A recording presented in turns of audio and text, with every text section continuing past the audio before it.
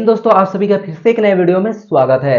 अपन आज की इस वीडियो में जानेंगे कि संबंधवाचक सर्वनाम किसे कहते हैं, प्रश्नवाचक सर्वनाम किसे कहते हैं। इससे पहले हम सर्वनाम के 4 भेद को और जान चुके हैं। अगर आपने वो वीडियो नहीं देखा है तो वीडियो का लिंक जो है आपको कमेंट बॉक्स में मिल जाएगा, वहां से जाकर देख सकते हैं और सीख सकते हैं। चलिए इस वीडियो को स्टार्ट करते हैं। दोस्तों, चलिए जानते हैं कि संबंधवाचक सर्वनाम और प्रश्नवाचक सर्वनाम किसे कहते हैं।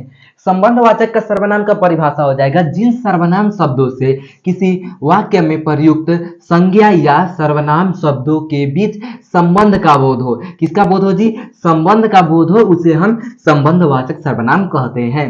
जैसे जो, जिसका, जिसकी आदि। अब यहाँ पर समझिए, इसका परिभाषा इसके शब्द में ही छुपा हुआ है। जैसे यहाँ पर है संबंधवाचक सर्वनाम, इसमें ही इसका परिभाषा छुपा है। परिभाषा क्या कहता है कि जिन सर्वनाम शब्दों का प्रयोग तो वाक्य में संज्ञा या सर्वनाम शब्दों के बीच, संज्ञा या सर्वनाम शब्दों के बीच संबंध का बोध कराए, उसे हम क्या कहते हैं? संबंधवाचक सर्वनाम कहते हैं। यानी संबंध का बोध करा रहे तो वो हमारा संबंधवाचक सर्वनाम हो जाएगा। अब इसे उदाहरण से समझिए।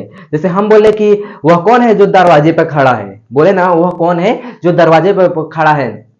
अच्छा, जैसे आम बोलचाल की भाषा में नहीं बोलते हैं कौन है रे दरवाजे पर खड़ा हुआ, तो वही बोल रहे हैं वह कौन है जो दरवाजे पे खड़ा है। ठीक, तो वह कौन है, ठीक, और दरवाजे पे खड़ा है। और इन दोनों को जोड़ कौन रहा है? इन दोनों को जोड़ रहा है एक शब्द जो है जो। यानी कि वह कौन है जो दरवाजे पे खड़ा है, वह कौन है और जो दरवाजे पे खड़ा है। ठीक, यानी इन दोनों शब्दों को, इन दोनों वाक्य को जोड़ कौन रहा है? ये जो शब्द है ये जोड़ रहा है। यानी ये संबंध का बोध करा रहा है। किसका बोध करा रहा है? कि संबंध का बोध करा रहा है। क्या संबंध का बोध करा रहा है? कि वह कौन है, यानी किसी व्यक्ति या कोई चीज जो है जो दरवाजे पर खड़ा है, और उसी के संबंध का बोध करा रहा है कि वह कौन है जो दरवाजे पे खड़ा है। यानी दो वाक्य को जोड़ रहा है। यहां पर समझ में आया? जहां पर संबंध का बोध हो वो हमारा संबंधवाचक सर्वनाम हो जाता है।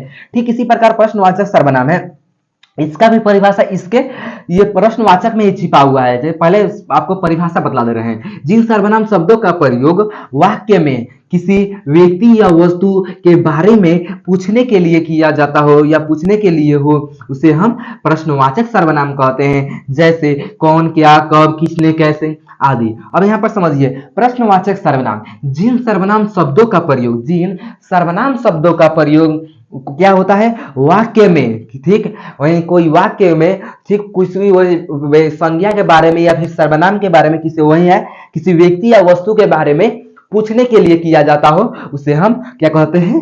प्रश्नवाचक सर्वनाम कहते हैं। यानी जहां पर भी प्रश्न पूछना आए, जहां पर भी प्रश्न आए वो हमारा प्रश्नवाचक सर्वनाम हो जाएगा। प्रश्न जहां पर ये आए वो हमारा प्रश्नवाचक, संबंध का बोध कराए संबंधवाचक। ठीक, यानी जहां पर भी प्रश्न आता है तो प्रश्नवाचक। अब समझिए कैसे। ठीक है, अब समझिए, इसका उदाहरण आपको दे रहे हैं। यह क्या है? अब जैसे बोले यह क्या है, ठीक, यानी क्या जो शब्द है वो किसका बोध करा रहे हैं? हम प्रश्न पूछ रहे हैं आपसे कि यह क्या है। ठीक, आप इसका उत्तर देंगे। यानी जहां पर भी प्रश्न का बोध हो, यानी जहां पर भी पूछे हम किसी बारे में, जैसे ये किसी व्यक्ति या वस्तु है, इसके बारे में हम पूछ रहे हैं कि यह क्या है, तो आप बोलेंगे कि यह मार्कर है। ठीक, लेकिन यह क्या है, और जो क्या शब्द है वह किसका बोध करा रहा है? वह हमारा प्रश्नवाचक सर्वनाम का बोध करा रहे हैं। यानी वो क्या जो शब्द है वह हमारा प्रश्नवाचक सर्वनाम हो जाएगा। यहां तक आपको समझ में आया? जैसे यह क्या है, वह क्या है, उसके घर कौन आया था, वह कहां जा रहा है। यानी जहां पर भी प्रश्न आए वह हमारा प्रश्नवाचक सर्वनाम होगा। तो उम्मीद है आपको संबंधवाचक सर्वनाम और प्रश्नवाचक सर्वनाम अच्छे से समझ में आया होगा। अगर वीडियो अच्छा लगा है तो वीडियो को लाइक कीजिएगा, अपने दोस्तों में शेयर कीजिएगा।